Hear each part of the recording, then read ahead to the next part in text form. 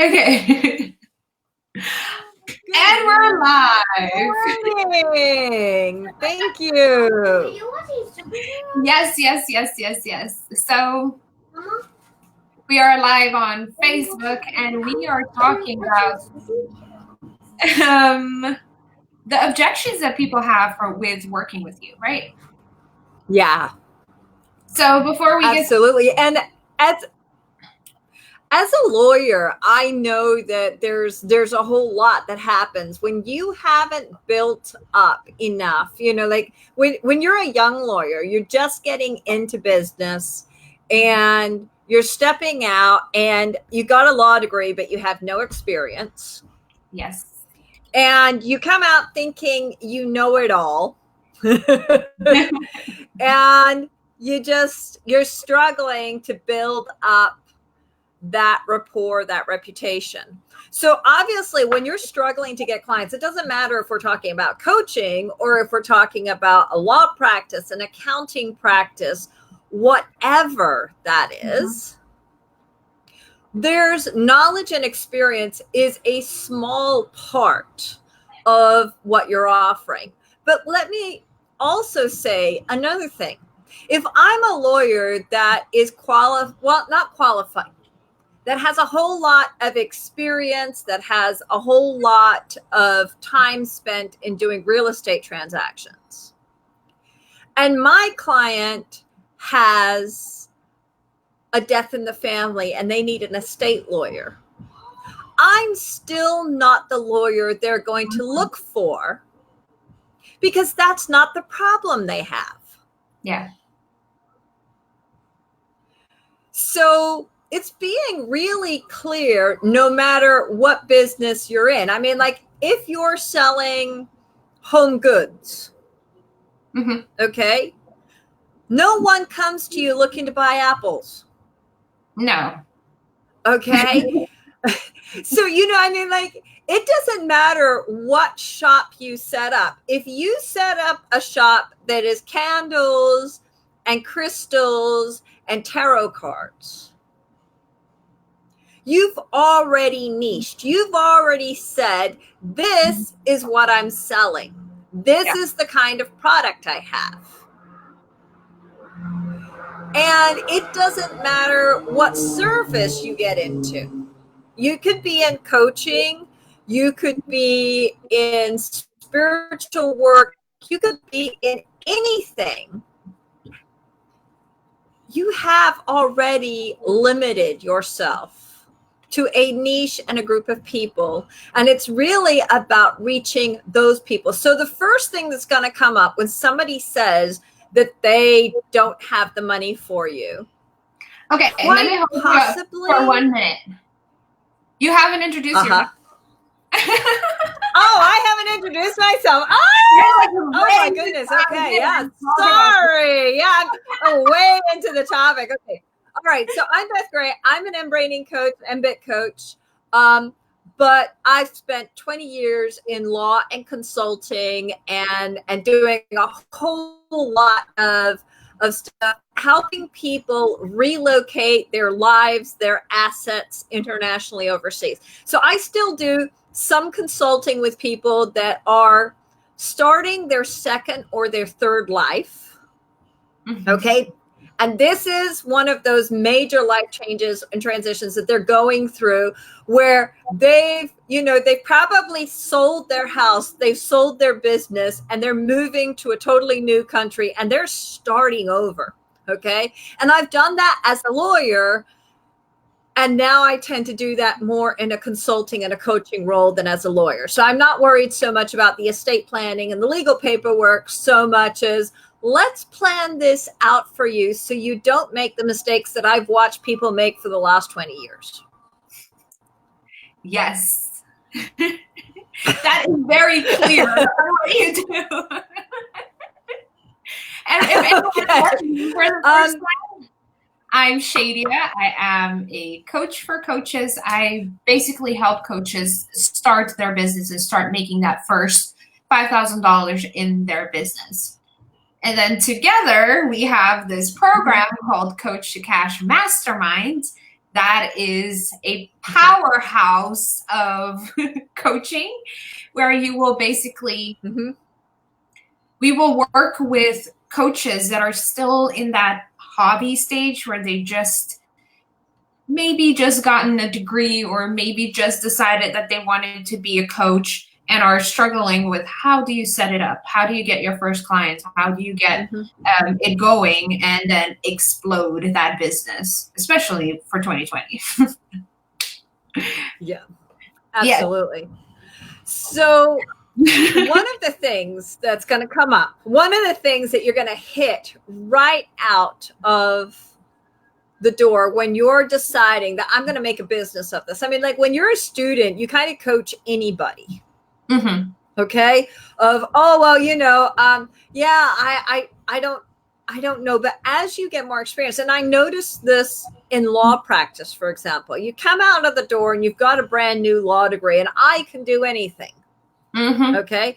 Yes, you can do anything. You can study and specialize in anything. But at the end of the day, the high dollar clients come to you when you meet a specific niche and need. Okay.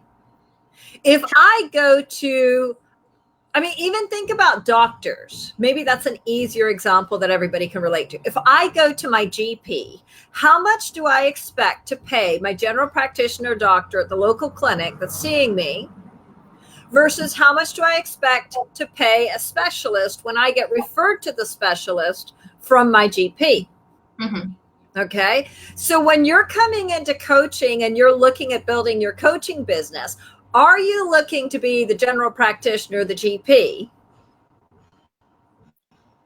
Or are you looking to be the specialist? Yes. And I think with specialists too, people know what they're getting and people can talk about it because everyone knows that there's doctors and doctors can, you know, help you determine more or less. I'm not a big fan of doctors. What is going on. But when it comes to the specialty doctors or specialists, you go for them for a specific problem. Well, I'll ask you this. Have you ever had somebody, can you refer me to a GP? No. Can you refer me to a specialist in such and such? Yes, I get that question regularly. You know, do you know a gastro specialist? Do you know a cardiologist? Do you know okay. We ask for recommendations for specialists. Yeah, it's true. So when you're thinking about your offering, what are you known for? What are you known as? That's where it starts first. Yeah.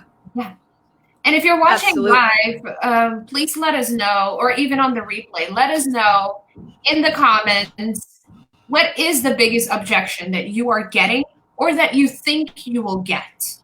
Because I oftentimes see people, they're not selling, they're not coming up to they're not having conversations with people. And what I mean with selling, I don't mean discovery call. I don't mean just in Messenger. I don't mean just sharing your offer like on a public setting. I mean all of that. Because if you really look at it, I would challenge everyone to look at their week. We're on Friday right now. Look at your week and see how often have you shared about your offer in any type of setting. It could be a public setting, email, Facebook, Twitter, whatever way. How often have you done it? And because I've seen it oftentimes happen that people are so afraid of the objections that they don't even put out the offer, that they don't even talk in any platform, right? So that's why. So I'm going to go for the biggest objection. Yes. The biggest objection that everybody's going to get hit with, I imagine, is I can't afford it at this moment. Yes. Right now, I can't afford this. You know, I'd really love it. I think it's a great idea. I can't afford it. So for me, if I look at this as a coach, I'm going to sit there and say, well, in that case, perhaps your message isn't targeting the right people. And the reason I'm going to say that is because their pain point quite possibly isn't high enough where they really want that transformation and change. Because when they're at that place where they need it, if I look at it from someone that's been in business for 20 years, I'll say, okay, I get a client that comes in and says, well, I'm buying real estate now overseas. How should I buy it in my personal name or should I buy it in an entity? And the problem with buying it in a corporation or a foundation, however they want to structure that, is there's going to be the cost of setting up. There's going to be annual costs of keeping that entity in existence every year. Okay, so there is a cost. There's a cost now, but there's an ongoing cost as well. Now, what I convince the client of is that cost of the annual cost and the ongoing cost is a much lower cost than putting it in your personal name and then having, when you pass away, a problem with your estate. Yes. Where you've got difficulty in a foreign country of your kids trying to sort out how do they go about doing probate and the will in a foreign country. Okay. Now, if, for example, somebody was to do that in Panama, lawyers here will take anywhere from 20 to 50% of the value of the property as their legal fees. Wow. So if you want incentive to structure it right at the beginning in terms of cost, how much is this going to cost you if you do it wrong? I can give you all of that. Okay. But let's take it back to coaching. Okay. Let's take it back to other services where I can't give you such harsh numbers of what's this costing you. If in a year's time, you are still exactly where you are right now, what did it cost you? Yeah. And that is the cost. So we sit there and say, well, I don't have $1,000, $5,000, $10,000, whatever that coach is charging. What is the cost to you if you stay where you are, if nothing changes? Yeah. And that is the hard question, right? It's also, but as you said, also, it must be the right client. Because I feel like some people are all about, they just want it to work so bad that they're worried that they're willing to work with anyone. And anyone is not the right type of client for you. I've had, my first ever client was anyone. She wasn't really putting in the work. She she didn't tell me this in the beginning, though I asked. She couldn't fully afford it. Then she wasn't communicating. It was a pain in the butt, right? And I didn't get any referrals. It wasn't fun. So you got to make sure that you are speaking to the right client. And that is the whole part of marketing and all that we do teach in Coach to Cash. And let me give you an example from law of the wrong client. I adopted pretty soon on in my law practice a rule that if a client was coming to us and it was their first interview, and it came up in that first interview that we were the third lawyers or fourth or fifth that they were going with, we would not take the client. Because it didn't matter how bad the story was. It didn't matter what to say to me. I can understand that you chose the wrong lawyer once. You moved and you made the wrong choice. So we're the second time around, you're hiring a lawyer, you're doing it again. But if you come to me and I'm the third lawyer you've had in 2 or 3 years or 4 years, I'm already seeing a problem of you're not following your lawyer's advice and you're getting yourself into more trouble. And I'm looking at patterns. So like you just said, is this the right client for me? Because the moment I heard that story of this lawyer was so bad and that lawyer was so bad, I'm like, well, wait a minute. I can understand you had bad luck with one lawyer. Yeah. But the moment you're starting to tell me you've had bad luck with 2 lawyers, I'm starting to think the problem might not have been the lawyers. Yeah. Okay. So as a coach, I want to have that same level with my clients of, is this the right client? Because the right client will refer new clients to you, just like you said, because the experience with you will have been so on point. Yes. Okay. But you get the wrong client and they can ruin you. Yeah. Because they're going to say, I was with Shady, I was with Beth, and they did nothing for me. Because if the client's not doing the work, it doesn't matter how good a coach I am. I can do absolutely nothing. I have a very interesting experience with that. My first ever coach, it was a group coaching program. And I had so much fun in there. And she would always say, you are so coachable. We love working. Like, I love working with you.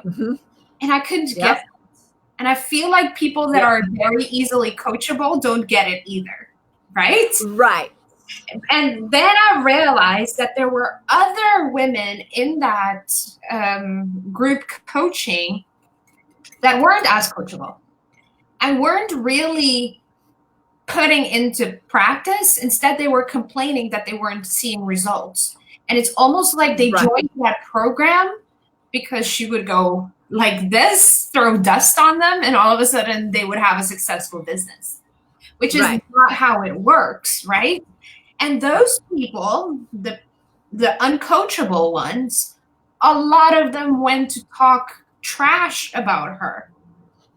And the program, because they're going to sit there and say it didn't work. Well, of course it didn't work because I didn't do the work. I mean, it's the same. Like I said, let's talk about a nutritionist, or you're going to a doctor for a problem with diabetes and blood sugar. Let's talk about my dad. That's a great example. Dad has type 2 diabetes brought on by bad eating habits. Now, he could sit there and say that this is the doctor's problem because he's not giving him the right medicine. If, on the other hand, you listen to my mother, she'll say, the problem is I've had to put a lock on the pantry because your dad keeps stealing cookies. Yes. Okay. So is the problem the doctor and the medication, or is the problem that my dad keeps stealing the cookies? Yes. Yes. And I feel like we need to come back to the subject, because that is all about working with the right clients, which in a way is a topic in and of itself. But once you're getting objections, this is my overall theme for objections, is you need to make sure that you're coming from the right intention, that you're in alignment with what you're feeling for that person. Because sometimes somebody will come to you and say they don't have the money, and they really don't have the money. They're not your right client, first of all. And then it might have been not a good idea for you to be talking to them. Your whole funnel is not very well set up in order to determine whether or not somebody's perfect for working with you. Yep. But in that case, it might not be a good idea to push, even. To not even, you don't even need to objectify to that, because they really have zero in their bank accounts. However, your soul and your heart might be challenging them to do something else in order to get the money, or it might not be to do nothing at all. So that alignment is super important, because if you are fearing that you cannot work with people, then you can start spiraling as well. Like if you don't feel good enough, if you don't feel worthy enough to work with that one client, you might be using what we're talking about now, that this is not the right client, as an excuse for not going after that client and not really trying to talk to them. So there is so much that goes into that, but it is all about alignment and making sure that you're coming from the right place. Okay.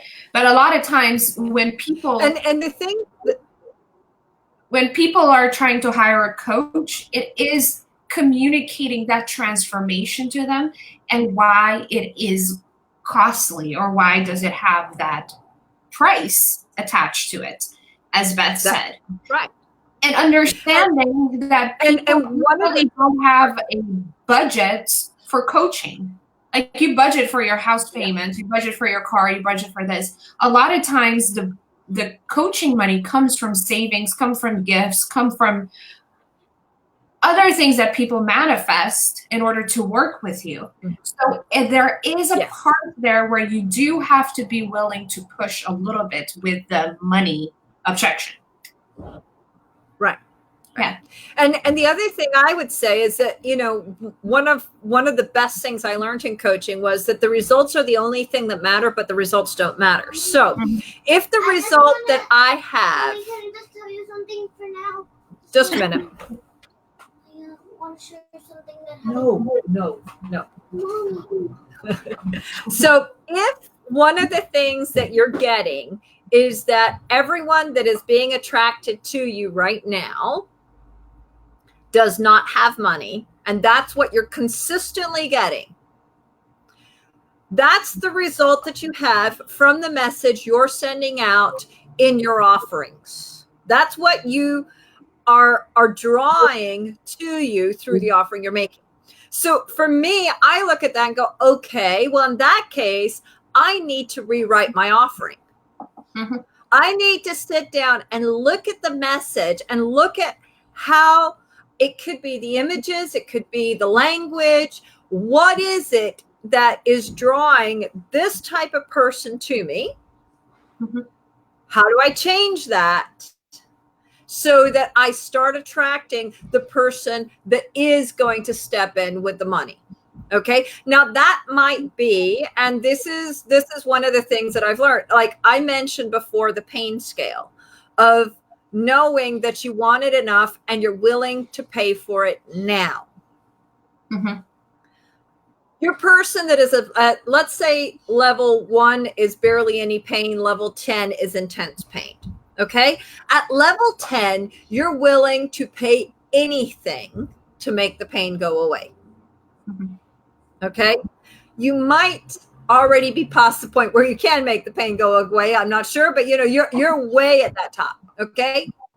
At level 4 or 5, you are in pain, but you're not in enough pain to say, I'm going to pay for this now.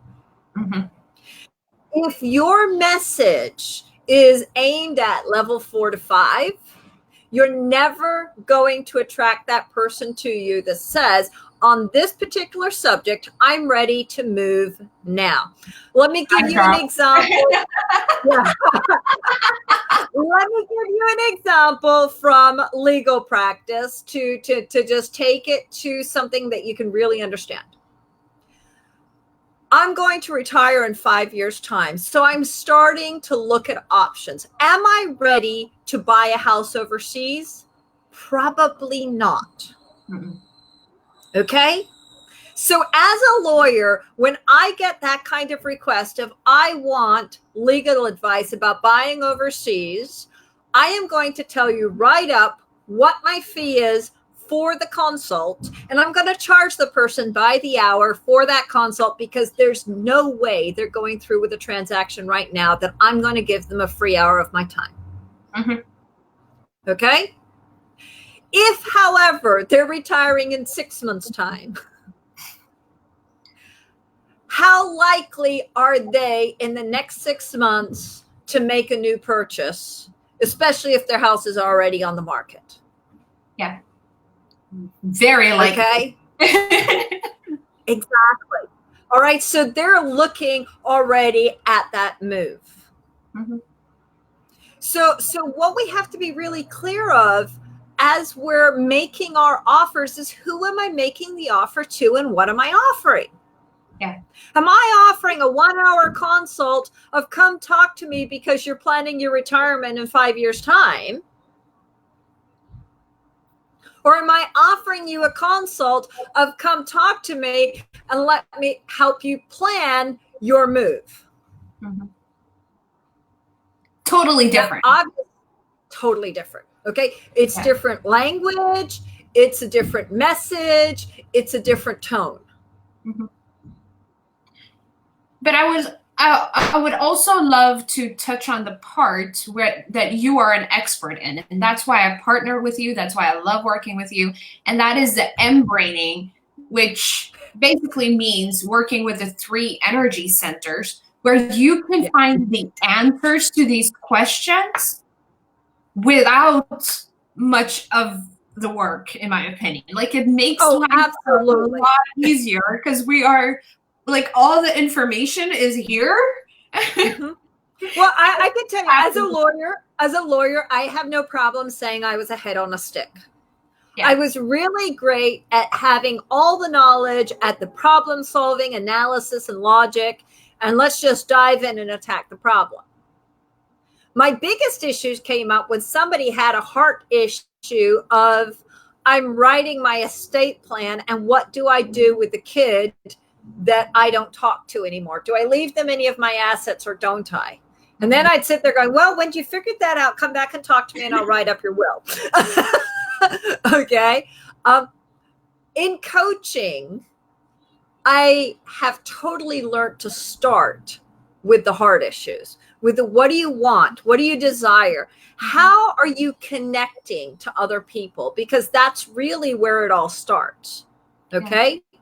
And if I'm not connecting to other people on a heart level, then how am I at all connecting my message? So the first thing with M Brainy is, let's talk about connection. Let's talk about desires and wants. Let's talk about your dreams. Okay. If it doesn't, I don't like saying doesn't make sense, because sense is something we make in our head, not in our heart. Okay. Mm-hmm. But if on a heart level, I'm not connecting with a good idea, I'm going to tell you, it doesn't matter how good the idea is, throw it away. It's not for you. Yes. Yes. Okay. Because you've got to connect with it to make for it to work. Once you've got what you want, what you desire, well, then let's go up into that headspace of brainstorming of what are some good ideas to make it happen. To make it happen. Exactly. Yeah. So let's really start. And even like, you know, when you're looking at who's my ideal client, well, who do you want to connect with? Mm-hmm. And then let's look at going up into your head of, okay, well, let's brainstorm some ideas now. How does that look? You know, how would you define this person? How can you imagine or visualize writing the message that reaches that person? Yeah. And you start making sense of what you want. Yeah. But that's not where it ends, because there's another part to this that is, I would say, as important as your head and your heart, and that's your gut. And it's coming back down into that place of need and hunger. What am I hungry for? Okay. Gut takes you to, let's say, your immune system, security and safety. It also takes you to a really important part of the immune system, which is, this is me or this is not me. Self, not self. Yes. That identity part of you. And if you're not identifying with a part of your business and it's just not you, either you've got to change who you are so that you align with that part of the business, or you got to let that go. If Now, I was watching part something, of the challenge. I was watching something very interesting recently. Is I don't know if you've heard of Gary Vaynerchuk. He's like Yes. he's into like business and stuff, but he's very hardcore, very masculine. And recently I watched a video of his and he was saying, you know what, if you're not passionate about it, you're not gonna do it. I was like, oh, okay. Absolutely. He gets it too. And we think that, you know, the male energy is only head. But heart, but heart and gut to be in there to explode your business. Absolutely. Now, one of the issues with identity that I come across when I'm coaching clients is that we get stuck in an old identity of this is who I was. And we're so busy protecting that old identity that we don't allow ourselves to move into the new. True. So we have this choice and we have this ability to move into who we want to be and who we're becoming. And we can protect and provide safety and security to who we are right now and who we're going to be. But if we're busy protecting an old version of ourselves, we're never going to move forward. We're never going to grow. We're never going to stretch into that new one. And one of the hardest parts of offering anything to a client is letting go of that old identity of who you were and moving into who you are and who you're becoming. And it doesn't matter if that's as a lawyer, as an accountant, as a doctor, as, you know, whatever. You've got to step up into that new you rather than holding on to and protecting that old you. Now, the gut also, I mean, we talk about bowel movements, but the gut is about movement. It's about moving forward. It's about where the action happens. Sure. So a lot of people think that they need to do more mindset work in order for this to happen. My argument to clients is, no, you need to get in alignment for this to happen, because if your gut has decided this isn't safe, it doesn't matter how much mindset work you do, you will never move forward. Yes. Because you're always going to sabotage. Yeah. And a great example of that is Coach to Cash Mastermind and how we structured it. Because in the beginning, how we structured it was with 3 calls a week, which is very industry standard in the coaching world. We added a bunch of stuff. And for me, especially, I was working really hard mentally to get behind it. And something wasn't right. Like something wasn't making me excited to talk about it. Something wasn't aligning with it. And it wasn't until I checked in with my heart and my gut and I realized that I didn't want to do 3 calls a week. Instead, I want to be in constant contact with all the coaches that are in the program. I want to know that you are experiencing an issue right now, that we can deal with it and move on, and that you don't have to wait 5, 6 days in order to talk to us again for us to handle that issue. And I also didn't want this to be only accessible to the people that are paying top dollar. So I talked to Beth and she ended up being super excited for this. We changed the program in that you have access to us all the time. Now, this feels very aligned to both of us, and we are way more comfortable selling, talking about it, approaching people, because it is more aligned. And the work around it, what people call the mindset work, which we do in our hearts and guts as well, so the whole alignment work, has become easier as well. Yeah. Absolutely. And that's just it, is that it's not, you know, it's coming into that place of saying, I'm going to move forward on this with all of me. I want it. I need it. I think it's a good idea. Okay. And Exactly. This is who I am. So I'm moving forward on this. And that is where the real magic happens, as opposed to, I think this is a good idea, so I'm going to want it. I should want it. So I'm going to make myself want it because it's a good idea. That doesn't work. There's going to be so much resistance to that that you're not going to go ahead with it. Sure. And so what I find absolutely amazing is that when you've overcome all of that and you have all three in alignment, it doesn't mean you're not going to be fearful. It doesn't mean that you're not going to face fear or limiting beliefs. You're still going to have them, but you're going to have much more motivation to push through it than you can imagine. Now, one of the things that this, on the side, I've tried doing running 3 ways. Okay. So I've tried running where I just stay in my head and I notice my movements and I think about how they're supposed to be.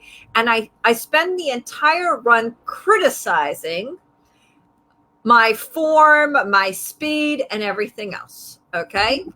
I've tried running from the heart space of loving this. I enjoy this. I enjoy the freedom of the movement. I love the morning I'm having, It's a really great way to have a walk or a run. But if I want to really do a long run, the only space I'm going to do that run from is my gut. Gut has an endurance and a stamina you would not believe. And until you've tried to do this, and I'm going to say to all of you, try doing your exercise routine instead of from your head worrying about if your form is okay or all of that. Try doing it from your gut where you're focused on just connecting with who you are and just with movement, where you are simply being in that movement. And let me know in the comments later how that experience was for you, because I can tell you I could run about 25 to 30% more when I run from my gut than when I run from my heart. And if I'm running from my head, I can probably run about 25% less than when I'm running from the heart. Why? Because I start thinking about how tired my muscles are. I start thinking about, oh, did you notice your foot hurts? When you run from your gut, you don't do that.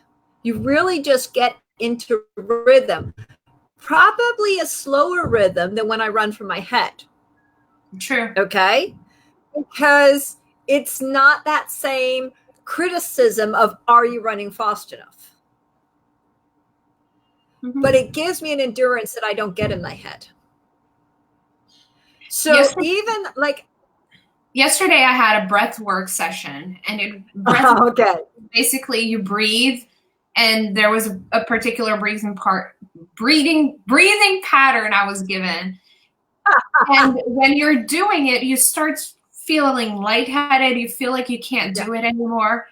And I had that experience. Now that you're talking about it, I'm realizing that my head was saying you're going to die. Luckily, the lady told me from the get-go that I'm not going to die. So you're going to feel like this, but don't worry about it. Yeah. But my gut could keep going. I could listen to my gut. And there were times where I did have to slow down, the breathing pattern, which she also guided me through. But there were times when I could go faster and my gut was saying, go faster now, you got this. And there were times where I had to slow down, which is another example of doing things from the gut.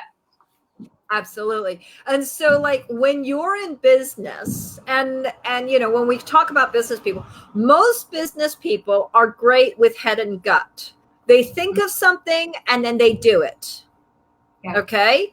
Unfortunately, we leave the heart out a lot of the times. At least A-type personalities do. We think and we do. We think and we do. Okay. But when you bring that gut in, you can face an obstacle and find the solution and overcome it in a different way than you would if you're just in your head. You have a stamina, an ability to keep going that you don't have when you're out of alignment. And so what I love is finding that place with clients where they can reach down into that stamina that, okay, yes, there's an obstacle. Yes, there's a challenge. I don't necessarily know how to do this. And you go into problem solving with them. Problem solving is usually quite head-based. That's fine. But then you've got to bring it back down again. How does this sit with my alignment? How does this sit with my dreams, with my goals, with what I desire? And make sure it's still aligned. Once you've done that, you get that message out of, this is what I'm offering, this is what I'm doing.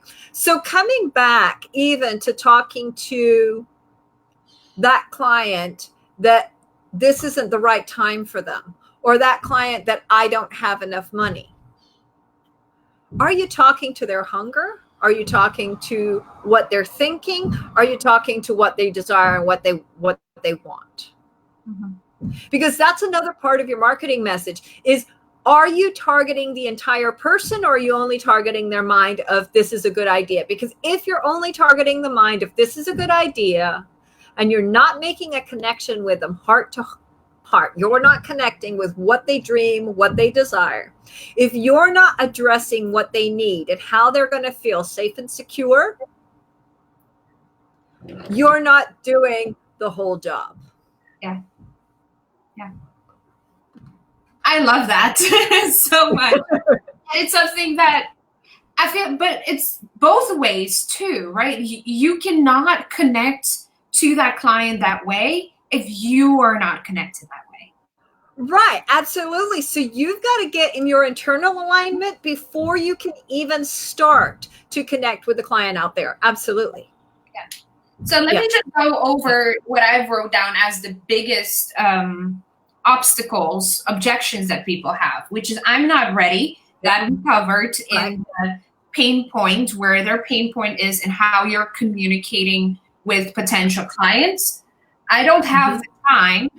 That comes down to the guts, the heart of who they want to be. How important is this to you? If it's not important, then fine, you really don't have the time. But if it is important, we'll make the time.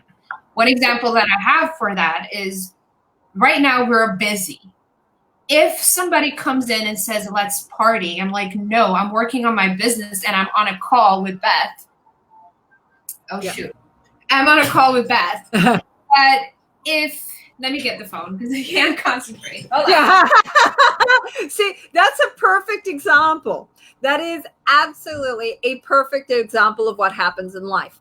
I'm working on something, some interruption comes. The question is the interruption enough to take my attention from what I'm doing? Or is the interruption such that I'm going to say, no, I'm going to continue what I'm doing and I'm carrying on with what it is. Now, obviously, we all saw Shadia just said no to the phone call. Yes, she got the phone. She didn't answer the call. Fine. Okay. So obviously, it was more important in terms of momentarily to continue with what she's doing. Now, when you reach out and the client sees your message, is your message touching something important enough for them to say, I'm going to stop what I'm doing and I'm going to pay attention to this message because I've connected with this. This is what I need right now. Or are they going to go back and continue with what they're doing? Yeah. If I had somebody in the hospital that just did an operation or something along those lines that were calling me and I was expecting that call, I would have stopped this and go get that call, or at least tell you to continue to go get the call, because that is my priority right then. I mean, I could never talk. There's a possibility that I'll never, ever see or talk to that person again. Like, I care about that more than I care about my business. But somebody just calling for leisure chat right now is not as important as this conversation. Whereas when I'm having a leisure time with my friends, business is not important as that time, as that particular Absolutely. conversation. Yeah. Yeah. So that's a time objection, and combating act or challenging the potential client with how important it is to you. And then the money is basically the same. How important is this to you? And another thing that I would add on top of that is oftentimes people don't believe that it will work for them. Right? People don't trust themselves that what you have to offer, though they believe it can work for all these beautiful other people that have testimonials, they don't believe that it can work for them. And that, if that is the case, you might even need to ask that particular question. If you're having a one-on-one conversation, or if you are in a more public setting on a social media post, you might need to challenge that in one way or another. But you need to talk to them about it, of why don't they trust themselves, or why don't they believe that it's possible for them. There is some type of insecurity or lack of belief of what's possible for them. And that's, and I see that a lot right now in my celiac group that I'm a member of, where everyone is focused on, I have this horrible autoimmune disease and look how bad it's ravaging my body and I hate this. And I posted recently how well I'm doing, and yes, it's possible to overcome all of this, and yes, it's possible to get back to healthy and back to feeling great and not feeling terrible every time you eat. And a lot of what I got back was, well, that's fine for you, but I just can't do it. And it's also, it's being able to give people hope. Yes, you can. Now, I'm not going to say this journey is easy, but it is possible.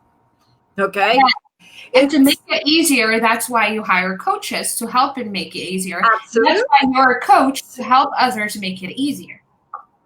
Absolutely. And the reason that, we can say, I have no problem saying to somebody, you can get back to your ideal size and weight, even in spite of an autoimmune disease, is because now I've done it. Yeah. I've gotten back to a place where I can say to somebody, yes, it's going to be really hard work. And there's going to be times where it feels like it's one step forward and two steps back. And it might be months of feeling that way, but it is possible to get to a place where you feel super healthy again. Yeah. And you've got all your energy back and you're able to get back onto that exercise regime that you had before all of this happened. Yes, that's possible to do. That's the power of coaching, in fact. Absolutely. Helping a past version of yourself. I've had an experience. I've mentioned this publicly many times, that I was sexually assaulted. And immediately after that, I got a psychologist. Insurance paid for it. Everyone was saying, go get some help. But we weren't bonding. I don't know if she's ever experienced, we never talked about that, but the way that she was reacting to me wasn't like somebody that could understand what I was going to. She might have studied what I'm going through. She might have studied the symptoms, but she couldn't understand in practical that that's what I was going to. Absolutely. And I look at somebody like Sarah Whalen, who's gone through fibromyalgia and gone through a whole process of healing herself from all of that. Okay. And it's very similar, but very different from my own journey of, she got a lot worse before she got better. Yeah. But can she sit there and say, yes, absolutely, this can be done? Yes. Now, does it mean that she no longer has fibromyalgia? I'm not sure if she can sit there and say, I no longer have fibromyalgia, but she no longer has any of the symptoms of fibromyalgia, which is a totally different thing, which is where I've gotten to. Now, I know I'm going to be gluten-free. I can't go back to gluten. I'm okay with that. Mm-hmm. But I don't suffer every time I eat anymore, as long as I don't get contamination. So I'm living the best version of me now. The best version of you. That's also important to add in there. You're not living the best version of everyone else. You're living the best version of you. Oh, absolutely. You create and so it's being able. Your business your way too. You get to do it your way. If you believe in yourself, trust yourself, and know that you can be successful being you and creating something that makes you happy. Yeah, and it's meeting your client at that place where I'm not going to give you a cookie cutter solution for somebody else's problem. No, I'm looking at what you're going through as the client and saying, okay, well, this is what's going to work for you. And actually, who has, I would say 95% of the answers is the client. As the coach, we help them find the answers, but we don't give them the answers. Now, I have a ton of business experience. I got a ton of coaching experience, but it's my experience from my perspective, from everything I've lived through. Yes. And that does not give me any perspective of what my client is living through or what my client is experiencing. What I can do is ask the right questions, and I am great at asking questions. Yeah. And when I started my coaching practice, I was coming from that headspace of advice, almost like an advisor instead of a coach. But a coach is not about telling you what to do. It's about guiding you so that you find what you're supposed to do. Now, obviously, in Coach to Cash, we're going to give you a lot of technical help. There's going to be a whole lot of advice of, well, have you tried this program? Have you tried this kind of scheduling? Have you looked? All of that, yes, absolutely. But the actual ins and outs of who is your ideal client, how am I supposed to tell you that? No, that's your connection from your heart. That's who you're best able to connect with and work with. And it doesn't matter, like I said, it doesn't matter what business you're in. At the end of the day, when you're selling your services or your product, it's about you connecting to that client. And you're going to distinguish yourself by where you are in the market. You're going to distinguish yourself by what you're selling, your products. You're going to distinguish yourself by your branding, by your merchandising. I mean, it doesn't matter if you've got a physical store or if you've got a virtual store. There's still so much that's going to go into of this is who I am and this is what I offer. And at the end of the day, who do the clients connect with? With you. Yeah. Plus, we're not, in Coach to Cash, we're not about this is the way and this is how you need to follow it. We give you guidance, and if that guidance is not aligned with you, then drop that shit and keep on going. And not only that, if that guidance isn't aligned with you, we're going to come back and say, well, let's go and ask more questions, because obviously I haven't asked you the right question if you haven't found the answer yet. And at the end of the day, I've come to realize that the answers we get are as good as the questions we ask. So if I'm not asking fantastic questions, if I haven't got to that place where I know how to ask the right question, the client's not going to get to the right answer. No, not at all. All right. I think we have gone way over time. Oh, yeah. We've talked a lot. If you are interested in Coach to Cash, we start on Monday. It is a 11-month program, Mastermind, where you will be with other coaches together, all of you supporting each other, but with the help and the guidance of the two of us in order for you to succeed.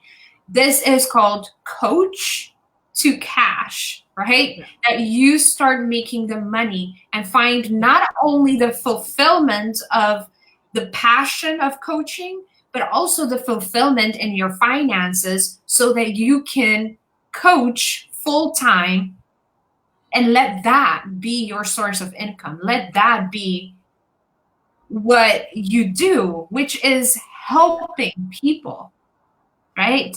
And obviously we'll talk about the money mindset, which is another subject that we'll cover. But if this has been resonating with you on that heart, on that gut level, not just the head, if by the end of this year you want to have not just a little bit of coaching success, but a lot of coaching success, get the support. Let us help you. Give yourself permission to receive that help, and we'll be here for you, holding your hand, there for you when it gets hard, to make sure that it happens for you. Absolutely. So we hope to see you on Monday. The link will be in the comments below for you to sign up. And as Shady has already said, you can either pay the whole 11 months out in single payment, in which case you only pay 10 months, or you can make monthly payments every month and just have that automated so it's coming through on a monthly basis. Yes. All righty. Thank you so much, Shady. I don't know if the link went through, but I will leave the link. Yeah. Okay. Absolutely. That's it. Sign up if you have any questions. Either hit me up or Beth. You could even create a messenger group where the two of us can talk to you. Let us know any of your questions. And one question that I get often is this a one-time thing? Yes. Yes, yes, yes. We start on Monday. That is it. Yeah. I mean, I do like working with Beth, so it might happen again in the future, but we have no plans. It's up.